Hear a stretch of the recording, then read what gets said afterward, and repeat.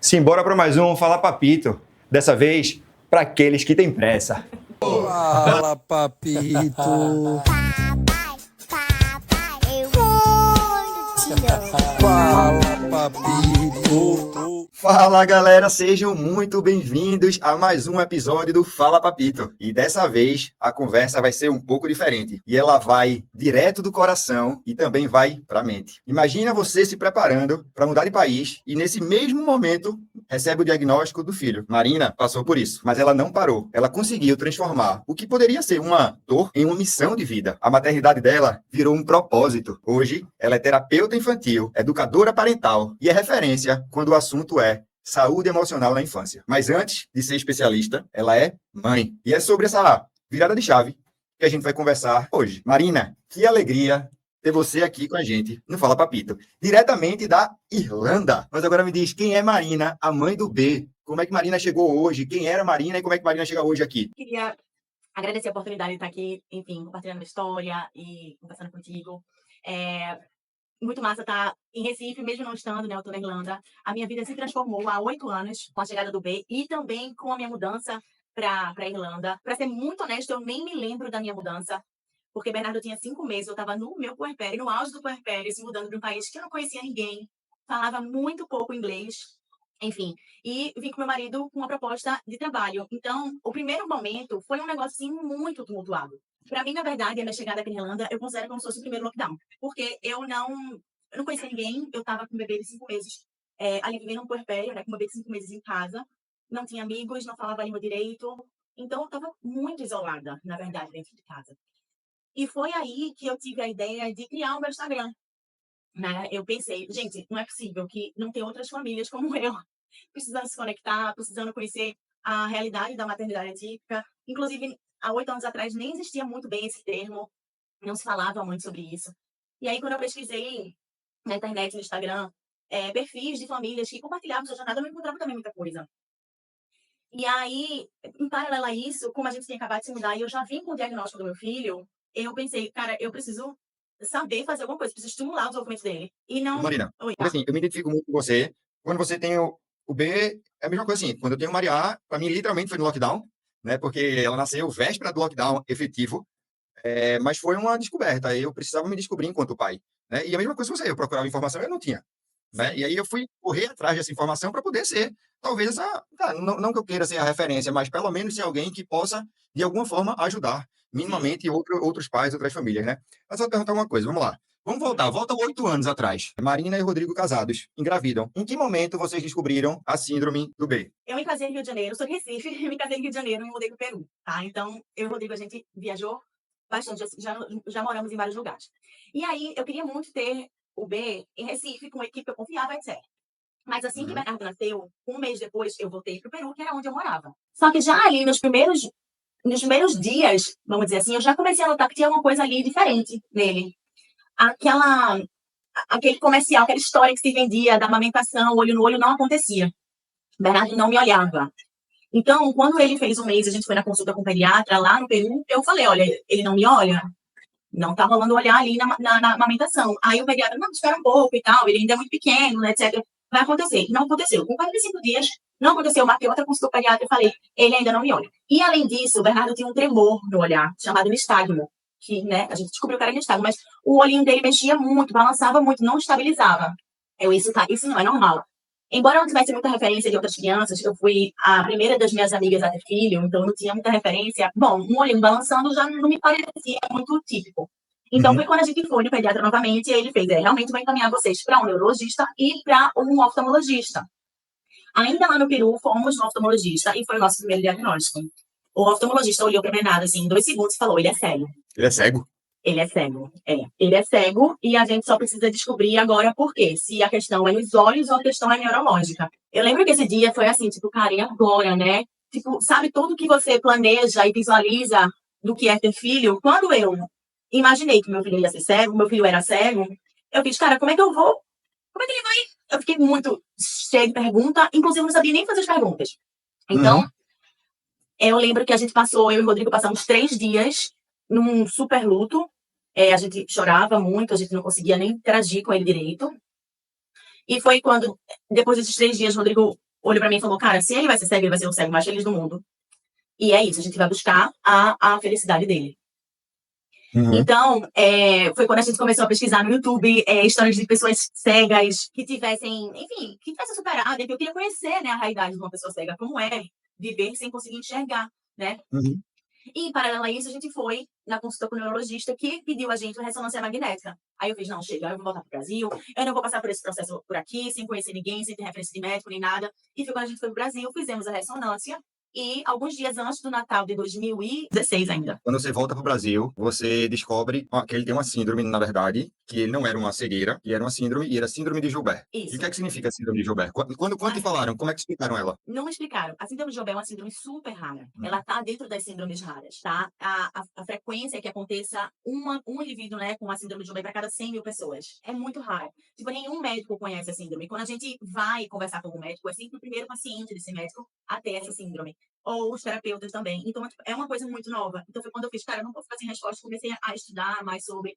A gente foi nos Estados Unidos, que tem um grupo de famílias que antes era um grupo de famílias, hoje em dia é uma organização muito grande que, inclusive, ajuda a Universidade de Washington a fazer pesquisas para a síndrome de Gilbert. A gente foi numa conferência, a gente conversou com médicos especialistas na síndrome de Gilbert lá nos Estados Unidos, enfim. Mas, quando passaram para a gente, eu lembro como se fosse hoje, a neurologista abriu o computador dela com a gente e falou, vamos ver o que é isso. Ela não sabia o que era. Mas Tá? como é que ela descobriu se ela não sabia o que era? Não, a neurologista não sabia, ela saiu no diagnóstico, mas ela não sabia explicar o que era, porque era a primeira vez também que ela estava vendo um diagnóstico desse. Tá, mas aí eu vou fazer uma pergunta de alguém que talvez não tenha entendido. Como é que eles descobriram que era síndrome de Gilbert se eles não conheciam a síndrome? Tá. Então, a síndrome de Gilbert é uma síndrome muito característica. Ela não tem questões físicas, tá? Você não Tá. consegue olhar e ver que a pessoa tem síndrome de Gilbert. Porém, a síndrome de Gilbert, ela afeta o cerebelo da pessoa. Então, Bernardo tem uma má formação cerebelar, tá? Certo. Então, o cerebelo dele tem um formato diferente. Então, tem um formato de dente molar, parece mesmo um dente. Uhum. Então, ao invés de ter um formatinho de pera, é um formatinho assim de dente molar. Então, isso é a característica da síndrome de Gilbert.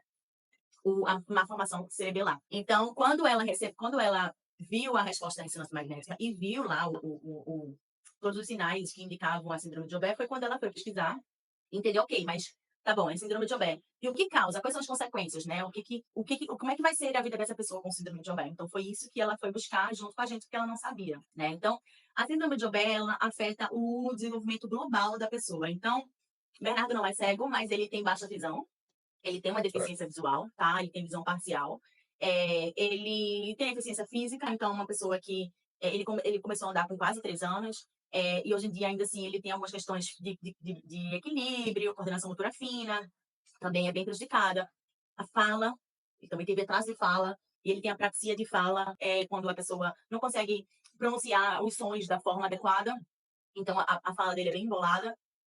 E deficiência intelectual também, né? Bernardo tem atraso cognitivo. Então, a síndrome de Gilbert, eu gosto de comparar a síndrome de Gilbert com a síndrome de Down, né? Que tem todo o atraso global. Então, mais ou menos assim, foi mais ou menos assim que a gente recebeu a informação que ele teria a síndrome de Gilbert e a gente não sabia como é que ia ser a vida dele. Tá, e isso foi quanto tempo antes da ida para a Irlanda? 2 meses, né? Na verdade, quando eu estava grávida, começou o nosso processo de mudança. Então, isso foi em dezembro, fevereiro, o Rodrigo se mudou. Eu me mudei em março. Então, em dezembro, a gente recebeu o diagnóstico de Bernardo, em fevereiro, o Rodrigo mudou, em março eu me mudei. Eu ainda cogitei muito ficar e desistir de toda a história da mudança, mas a gente achou que ia ser melhor vir e eu acredito que foi melhor ter vindo mesmo. E aí, vocês arrumam as malas e vão para a Irlanda, na cara e na coragem, só sabendo de um diagnóstico. E É. como seria lá? Como foi? Quando vocês descobriram que já ia para a Irlanda, já sabia o diagnóstico, o Rodrigo já estava lá, vocês de alguma forma conseguiram minimamente se preparar para isso ou foram descobrir o que é que era possível fazer? A gente descobriu o que era possível fazer aqui. Quando a gente chegou, a gente tinha toda a documentação, né, organizada, e a gente chegou já buscando os médicos. Então, aconteceu uma coisa, sabe aquela história de que a males que vem para o bem, digamos assim? A gente chegou aqui, comecei a buscar, enfim, entrar no sistema de saúde, ver que as coisas aconteciam muito devagar. As respostas que a gente tinha que Bernardo só ia começar a fazer terapia daqui a uns 2 anos, que a fila de espera era imensa. Bernardo, quando chegou aqui com 5 meses, ele não conseguia sustentar o pescoço. Falei, cara, esse menino não vai, eu não posso, ele não tem tempo para estar esperando 2 anos para começar uma terapia. E aí foi quando eu comecei a perceber, vou estudar por conta própria o desenvolvimento infantil para ajudar ele aqui. E, em paralelo a isso, no primeiro mês que a gente estava aqui, Bernardo começou a ter uns movimentos involuntários, que parecia uma crise epiléptica, certo? E aí a gente levou ele para o hospital e ele ficou internado por 6 dias. E foi, assim, um pesadelo. Foi um pesadelo. Esses 3 dias passaram como se fossem 50, né. Ele fez vários exames, não tinha nem nada de errado no cérebro dele, não tinha nada acontecendo e simplesmente sumiu. As crises sumiram. E a única coisa boa que aconteceu foi ele ter sido linkado imediatamente com todo o sistema de saúde daqui. Entendi. Então, Então, funcionou como se fosse uma porta de entrada, né? Não do jeito que você queria, mas foi é. bom no final das contas, né? Foi Exatamente, importante. porque como ele foi hospitalizado, então lá ele viu um neurologista, né, aliás, o neurologista viu ele, os terapeutas também, ele teve atendimento de fono, físio, TO, e como era um caso muito raro, todo mundo se interessava. Eu lembro do quarto dele ter vários estudantes de medicina também, enfim, me investigar. Então foi assim que a gente conseguiu rapidamente ser linkado ao sistema de saúde. Então, na semana seguinte, quando ele saiu do hospital, ele já estava com todas as terapias, agendadas. Então, a gente teve muita sorte nisso, foi um momento muito difícil, mas foi assim que a gente conseguiu rapidamente, iniciar as terapias dele. Só que, comparando com o sistema de saúde do Brasil, as terapias são muito é diferente, não é todo dia, não é toda semana, as terapias só acontecem em blocos, então eu pensei que isso não ia funcionar, e aí eu realmente ia precisar estimular em casa, e foi quando a virada da minha marina profissional começou. Queria te perguntar uma coisa, por exemplo, qual foi a diferença do sentimento? Dos 3 momentos. Quando você estava no Peru, que o médico disse que o Bernardo era uma criança cega. Quando você vai para o Brasil, que você descobre que ele tem síndrome de Gilbert e que ninguém sabe o que é que isso significa. E quando você chega na Irlanda, mesmo sem ter o acompanhamento que você achava que você gostaria que ele tivesse, mas que minimamente ele tem e que as pessoas se preocupam com ele. Como é que é o sentimento de mãe nessa sensação aí? Porque isso é uma montanha-russa, né? É um turbilhão de informações sobre seu filho que você fica até então de mãos atadas até perceber que você precisa tirar essa algema para poder apoiá-lo, né? Então, assim, É. como é que tu vivesse isso tudo antes até chegar nessa virada de chave? Eu acho que a parte mais difícil, o sentimento mais pesado, na verdade, foi o primeiro diagnóstico, né? Quando o médico falou que ele era cego. E Uhum. toda aquela a idealização do que você. Enfim, por mais que a gente saiba que a gente não tem controle, né? Naquela época eu não sabia que eu não tinha controle, eu descobri que eu não tenho controle sobre meu filho depois, né? Sobre as escolhas e o futuro dele depois. Mas naquele momento eu ainda achava, eu ainda tinha a ilusão de que a história dele estava sendo escrita por mim e por Rodrigo, e era isso. Então, esse primeiro diagnóstico de cegueira foi o que deixou a gente mais desesperado. Eu lembro que o sentimento era de desespero mesmo, de tipo, meu Deus, e agora? O que é que eu vou fazer? Como eu vou alimentar o meu filho? Eu ficava pensando, como na hora de introdução alimentar? Como é que eu vou? Como é que ele vai ver a comida? Meu Deus, lógico que ele vai saber que a comida está na frente dele, mas naquele momento eram essas perguntas que eu tinha, né? Claro, até E porque você não tinha experiência com isso. Normal.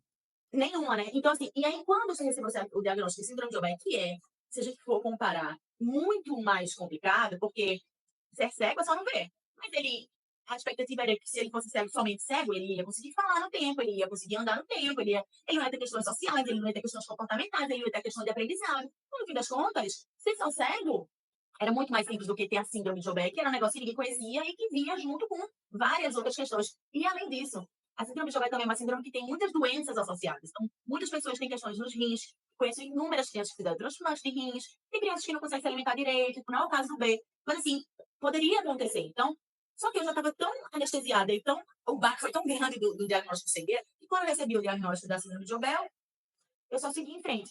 Não, eu não me lembro de ter ficado tão abalada emocionalmente como quando eu recebi o diagnóstico de cegueira. Então, quando a gente pensava em a comparação da cegueira com a síndrome de Joubert, a síndrome de Joubert era muito mais complicada, né? Inclusive por ser um território que ninguém conhecia ainda. Só que eu acho que o baque foi tão grande do primeiro diagnóstico, que quando eu recebi o diagnóstico de síndrome de Joubert, para mim foi só uma resposta. Eu, tipo assim, é beleza. É isso então? É por causa disso? Então, massa. Então, vamos. Então, eu não me lembro de ter tido um sentimento tão pesado, ruim e difícil, que me gerasse tanta ansiedade como o primeiro diagnóstico, né? Então, comparando o primeiro momento com o segundo momento, o primeiro momento foi muito mais difícil e desesperador. O segundo momento parecia que eu já estava mais preparada mesmo, assim, tipo, beleza, é isso, então vamos embora. E aí, quando a gente chegou aqui e a gente começou a receber o atendimento e o suporte, foi um alívio, na verdade, né? Eu fiquei muito aliviada de saber que ele ia ter o suporte que ele precisava e com profissionais tão humanizados da rede pública, ainda por cima, né? Então, é, foi um alívio, na verdade. Foi um alívio ver que ele ia estar sendo bem encaminhado, por mais que as pessoas não conhecessem a síndrome, as pessoas conheciam crianças atípicas e de uma forma muito gentil e humanizada. Então, foi foi um alívio. Na verdade, o primeiro diagnóstico recém-mãe, acho que também tinha tudo isso de recém-mãe, estar morando num lugar que eu não conhecia, enfim, sem experiência nenhuma de nada, e ainda com um diagnóstico onde desabou todos os meus castelos que eu um dia tinha pensado em planejar para ele, né? Então, quando você se imagina Marina, mulher, mãe, sonhadora, planejadora, e você vê que tudo isso não depende só de você e das suas vontades, você começa a perceber que tem mais pessoas, no caso, o próprio B, que depende de você para que os planos que você sonhou para ele, que talvez não sejam os planos que deveriam ser os planos dele ou os sonhos dele, mas que você precisaria se reinventar para que você pudesse fazer o máximo possível para que ele fosse a criança mais feliz do mundo que ele pudesse ser e que você iria se esforçar, porque você tomou uma decisão para isso em algum momento, né? É. E aí, é nessa tomada de decisão, quando você entende que, cara, ou eu aprendo tudo que eu posso para que meu filho seja a criança mais feliz que ele possa ser, porque assim, tu falasse que tu ia se emocionar, mas eu falar de filho para mim é demais. Mas eu acho que assim, a gente não precisa ser o melhor pai do mundo, a gente só precisa ser o melhor pai que os nossos filhos possam ter, né? E eu acho que é isso que você entendeu naquele momento. Cara, como é que eu posso, enquanto mãe, que não sei nada, sou bióloga, né? Cara, como é que eu posso fazer para que Bernardo seja o mais feliz dentro, me perdoe o uso da palavra, dentro das limitações que a síndrome traz para ele? Mas como é que ele pode vencer, inclusive, essas limitações? Ou como é que essas limitações podem não ser um problema para ele? Que eu acho que é o grande objetivo da gente enquanto pai, né? O que a gente quer. Eu vou trazer um exemplo para você, muito simples, que fica muito distante, inclusive, do que você vive. Mas, por exemplo, Maria tem uma grande dificuldade na natação. Hoje, ela é muito melhor do que o que ela era antigamente. Mas ela nunca participou de um evento de natação da escola, porque ela nunca estava apta ao evento. E Sim. na última, eu questionei a escola. Eu falei assim, tá, mas em que momento ela vai estar apta? Porque se ela nunca estiver, ela nunca vai participar da natação, do evento da natação. E ela tem vontade de participar. Então, criem como é que eu posso dizer? Uma subdivisão, né? Uma divisão, um tipo de natação para crianças que precisa que tenha um profissional dentro da água para ajudar caso eles precisem. Mas deixem que ela participe, sabe? Que para ela é importante, né? Então, assim, tipo, eu vejo nela, ela estava empolgadíssima, achando que ia participar da última apresentação de natação, do último Competição. campeonato que teve, e ela não foi convocada. E para ela foi frustrante, entendeu? Assim, eu fico pensando, você, cara, é o que você começou a falar. Cara, pessoal, como é que vai ser o B? Como é que ele vai lidar? Como é que vai ser o crescimento? Como é que vai ser? Como é que vai ser quando ele crescer? Como é que vai ser a aceitação dos colegas? Como é que vai ser isso? Como é que vai ser aquilo? Aí pensando em tudo isso e talvez no não modelo ideal que você queria de atendimento da saúde pública da Irlanda ou do Brasil, de onde fosse, para o Bernardo, você começa a se especializar no assunto. E aí entra a Marina Mello Play. Né? Assim, como é que começa isso, então? De onde é que surge essa vontade? Não, de onde é que surge, não. Já surgiu. Mas, assim, como começa tudo isso? Estudar, livros, cursos, como é que isso surge?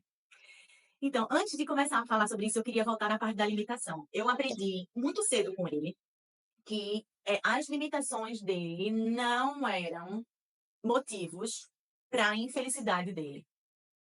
Perfeito. Então, independente das limitações dele, ele iria ser feliz. Porque o que acontece? Existe muito o preconceito, né? Com as pessoas com deficiência, no real sentido da palavra, né? A gente achar que só porque ele tem uma deficiência, ele não vai fazer isso, isso e isso.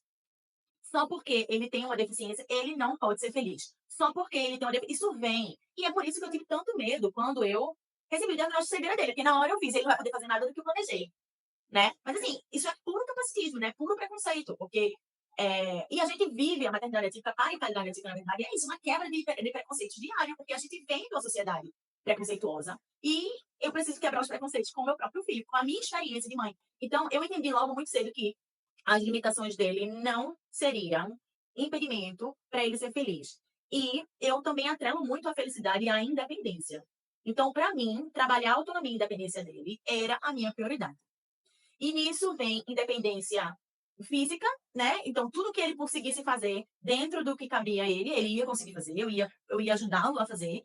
E independência também emocional. Eu queria muito que ele fosse uma pessoa enfim, independente emocionalmente, uma pessoa forte emocionalmente, porque eu acredito que a felicidade também é aí, né? É você se sentir capaz, é você ter autoestima, é você se reconhecer nas suas potencialidades. Então, para mim, eu queria muito focar nisso. Eu preciso que ele seja autônomo e independente o máximo possível. O que ele conseguir fazer, ele vai fazer. Né? Então, para mim, esse era meu primeiro objetivo quando eu pensava em estimular ele em casa. A gente poderia fazer um podcast só falando sobre esse assunto, porque, para mim, na verdade, é o ponto é o meu ponto principal nos meus atendimentos de orientação parental, um ponto principal com os meus clientes, minhas crianças, né, dos meus atendimentos terapêuticos e meu filho, porque eu acho que a felicidade ela está muito atrelada a você se sentir capaz de fazer as coisas, né? Você se sentir capaz de fazer as coisas faz com que você se sinta bem com você. E para você ser feliz, você precisa estar se sentindo bem com você. Enfim, é um negócio que. Então, tá com o Então, pau aí agora, eu quero ouvir como é que Marina começa a ser especialista. e aí, foi muito natural, na verdade. Eu comecei a estudar por conta própria. Ok, beleza, o que é desenvolvimento infantil? O que esperar do desenvolvimento invernado? Depois que a criança sustenta o pescoço, faz o quê? Entendeu? Eu sou uma pessoa que precisa planejar. Isso é uma questão minha, eu sou uma pessoa que se planeja, uma pessoa que tem uma agenda de todo canto, eu sou uma pessoa que tem lista e eu preciso disso para organizar o tanto de ideia que eu tenho na minha cabeça. Sem minhas listas e minhas planilhas, eu não sou ninguém. Então, eu usei essa minha habilidade, inclusive uma habilidade que eu usava no meu trabalho como bióloga, né, de gestão ambiental, que era o que eu fazia no Brasil, eu era gestora ambiental. Então, era uma habilidade que eu tinha no meu trabalho e que eu uso para minha vida, que é o do planejamento visual. Então, eu fiz, certo, mas e aí? A criança sustenta o pescoço, faz o que depois? Ah, a criança rola. Ah, então vamos decidir não rolar aqui. Obviamente, com o auxílio, né, das terapias. Então, a terapia aqui, ela é muito centralizada na família. Então, eu vou na sessão de terapia, o meu filho faz uma sessão, o terapeuta, ele me orienta, certo? Eu vou para casa, na outra semana eu tenho outra sessão de terapia. Então, eu não vou ficar uma semana esperando a terapia. Assim, eu preciso botar a mão na massa. Então, com o auxílio dos terapeutas, eu comecei a estudar por conta própria. E aí, tudo que eu aprendia, eu compartilhava nesse perfil do meu Instagram, que antigamente chamava estimulação precoce, hoje é Maria Camelo Play, que é a estimulação precoce, ela é uma modalidade de estimulação ali do 0 aos 3 anos. Então, foi por isso que eu chamei meu Instagram dessa forma. E aí, eu comecei a compartilhar o que eu estava aprendendo, porque eu procurava na internet ideias de brincadeiras, ou, enfim, e não existia, não existia. Só existia perfis de crianças com deficiência de modelinho, né? Crianças com síndrome de Down, fazendo foto lá. Mas, na realidade, o que por trás das câmeras, o estresse, o desafio, a criança que não consegue ficar em pé, não existia, ninguém mostrava. Então, eu pensei, tem outras mães e outros pais e outros profissionais precisando dessa formação. Não é possível que só sou eu que estou aqui com esse desafio de não saber o que fazer com minha criança em casa. Não tem, não é possível. Então, se eu não lanço esse perfil, eu vou criar esse perfil. Então, eu criei um perfil, mas focado na maternidade, não tinha viés nenhum profissional ainda. E aí, eu comecei a estudar e vi o curso aqui de desenvolvimento infantil aqui na Irlanda para trabalhar em escolas. Na época, eu não tinha intenção de trabalhar em pré-escola, mas eu queria fazer o curso porque eu achava que ele ia me trazer, né, enfim, instrumento para ajudar o meu filho. E no meio do curso eu decidi que eu queria trabalhar com crianças. Então foi quando eu finalizei o meu curso de educação da primeira infância e fui trabalhar em pré-escola, onde eu trabalhei por 5 anos. Então eu fui educadora da primeira infância por 5 anos. E, em paralelo a isso, já com o meu profissional no Instagram, eu também fiz o curso de educação parental na Inglaterra. E me certifiquei educadora parental. Por quê?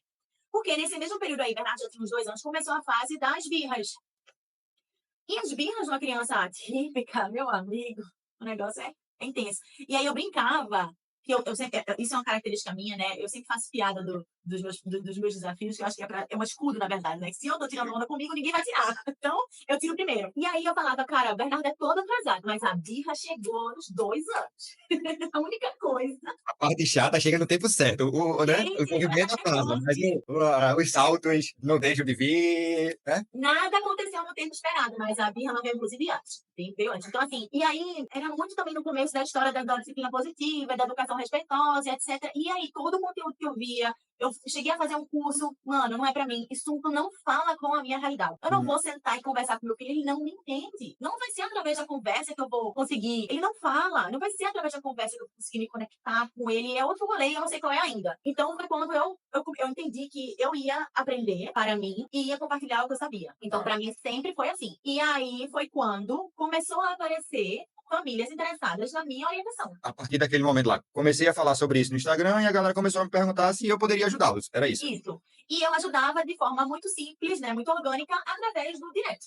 Né? Então a galera vinha conversar comigo, eu dava várias dicas, aí eu pensei, tipo, cara, isso não tá certo. Eu não posso ficar dando dica aleatória assim para as pessoas sem conhecer elas, sem saber de fato qual é o desafio, sem saber de fato qual que é a dificuldade da pessoa. Então eu preciso começar a marcar horário com essas pessoas, entende? Então foi aí que eu comecei a trabalhar como orientadora parental e de forma online também criei o meu primeiro e-book, que é um e-book de atividades para crianças com deficiência. Então, o meu primeiro produto digital, na verdade, foi em 2019, com um e-book para crianças com deficiência. E aí eu não parei mais.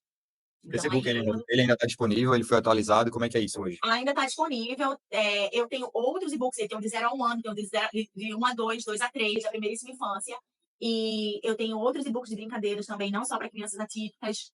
Tá tudo disponível, tá tudo disponível. Eu tenho cursos. Então, aí, à medida que eu fui entendendo os meus desafios e colocando em prática o que eu vinha estudando, eu comecei a digitalizar isso, Que né? massa. E eu pensava assim, cara, isso dá certo para mim, isso funciona para minha família. Eu não tenho como ficar com esse conhecimento só para mim. Era muito isso que eu pensava, sabe? Eu preciso compartilhar isso. Agora, deixa eu dizer, eu não Ah, cheguei ainda na parte de falar da minha transição de educadora para terapeuta, tá? Ainda tem o segundo nome. então entre, porque para mim é a mesma coisa já. Vá se embora. Não.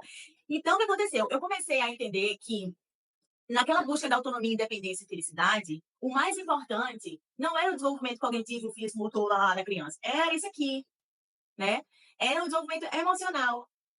Obviamente que conseguir, enfim, ter independência física é muito importante. Mas eu via que, principalmente para as crianças atípicas, com muita dificuldade sensorial, enfim, verbal, social, o emocional era muito maior. Eu gosto de falar que as emoções, não vou generalizar, obviamente, mas as emoções das crianças atípicas, elas são muito maiores do que o corpinho delas. Então, tipo assim, a alegria da criança atípica, ela sai, né? Ela sai pelas mãozinhas. A tristeza da criança atípica, ela se estoura no chão com muito mais intensidade. E eu percebia que, olhando o meu filho e olhando as crianças que eu trabalhava na pré-escola, que isso era uma falta.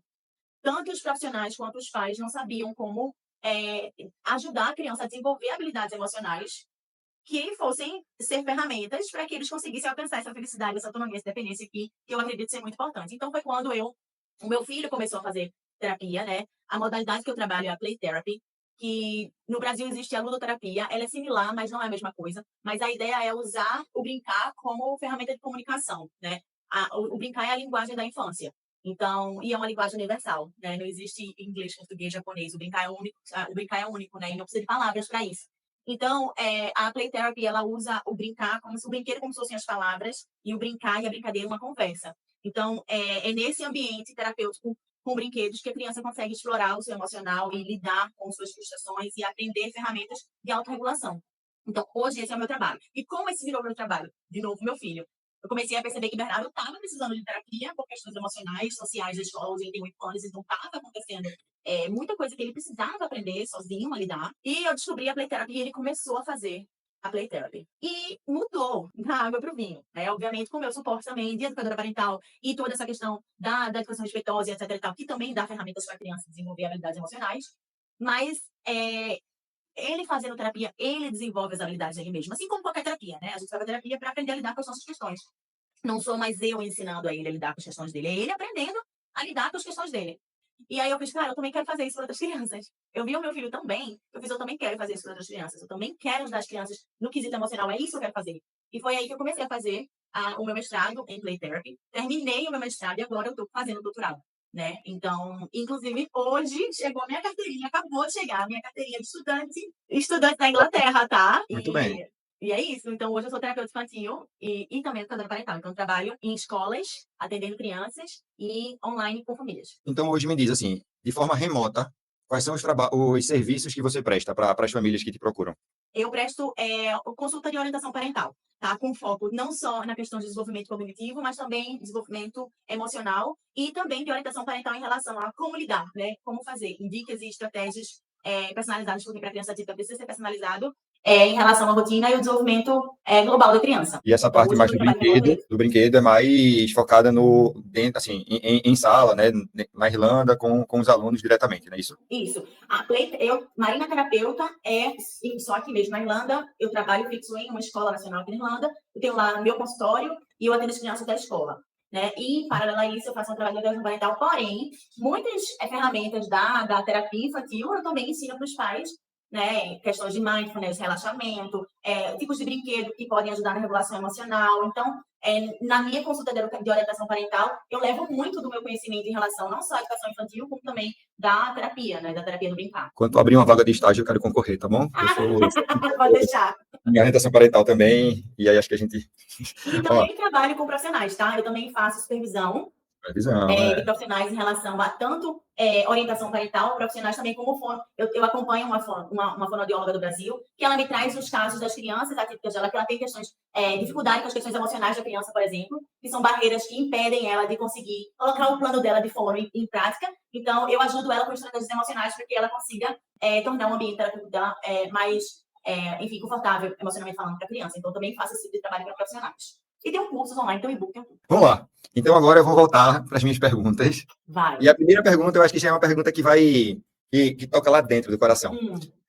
O que é que Bernardo te ensinou que em nenhum livro você aprenderia? Acreditar e esperar o tempo das coisas acontecerem. Que não é o tempo certo para a gente, mas é o tempo certo para ele. Mas a gente pode dar uma forcinha, né? A gente pode dar uma forcinha, a gente pode dar uma... encurtar, sei lá, encontrar melhores caminhos. Perfeito. E aí eu vou trazer outra pergunta, e agora já mais pro lado profissional. Como é poder ajudar famílias do mundo todo? E, assim, basicamente, tu atende famílias que são brasileiras, espalhadas pelo mundo, ou tu atende também famílias de outras nacionalidades? Assim, eu falo Meu maior, da escola, tá? primeiro, é massa. É muito massa trabalhar com famílias diversas, né? E a internet ela ajuda muito isso, né? De você realmente acessar muita gente, né? Eu também faço trabalho voluntário, eu também faço orientação parental voluntária, tá? Então, tem muitas famílias em situações de vulnerabilidade que entram em contato comigo e eu ofereço trabalho de orientação parental. E esses casos são os mais especiais, porque é uma realidade completamente diferente da minha, né? Eu já atendi uma mãe dentro de uma oca, amamentando o seu bebê. E essa história é uma história muito, muito impactante para mim. Foi muito no começo do meu trabalho de orientação parental. Que aí eu falei assim, coloca o teu bebê assim, encostadinho na cama, que aí faz assim, assim, assado. E ela disse, serve na rede, porque eu não tenho cama. Aí eu, serve, Marina, serve. Sabe assim, tipo, você aprende muito mais do que estava escrito que você ia aprender. Então, ter acesso a famílias diversas é algo muito, muito especial para mim. A oportunidade de ter acesso a tantas famílias diferentes, que se eu tivesse num consultório, enfim, dentro da minha cidade, presencial, eu não ia poder ter acesso a tantas histórias tão diferentes da minha, né? E ampliar, inclusive, o meu olhar sobre famílias, né? Perfeito. Deixa eu te fazer uma outra pergunta. Hoje, você se vê mais como uma especialista ou como uma mãe que aprendeu a escutar a dor de outras famílias? Gente, não dá para separar. Uma coisa que eu escuto muito dos feedbacks das famílias que eu atendo é como eu consigo enxergar a dor deles, por também ser uma dor minha. Independente, falei agora de famílias diversas, né? São realidades muito diferentes. Mas, no fundo, a dor e o desejo são os mesmos. Independente de onde você esteja, independente da tipicidade do seu filho, independente se tem alguém pior ou melhor, não importa. Não importa se tem uma criança que tem mais dificuldade que a sua, é a sua que está aqui, que está dentro da tua casa, que é a tua que te preocupa. Não importa se tem uma criança que está numa situação mais ou menos difícil. Então, assim, eu acho que isso é uma coisa que conecta muito. Embora eu não ache que para você ser um bom profissional, você precisa ter experiência de vida.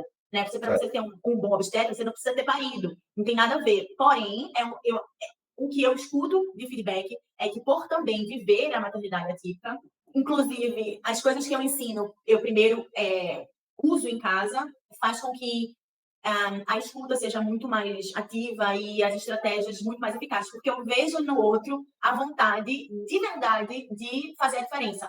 Né? Então, eu quero que aquelas famílias vivam as experiências positivas do que eu ensino, da mesma forma que eu coloco em prática para mim, por ter aprendido aquilo. Então, eu não consigo separar. Mas eu acho que isso já é uma resposta. Quando você se identifica como um especialista ou como uma mãe que entende a dor dos outros, é como se essas respostas se completassem.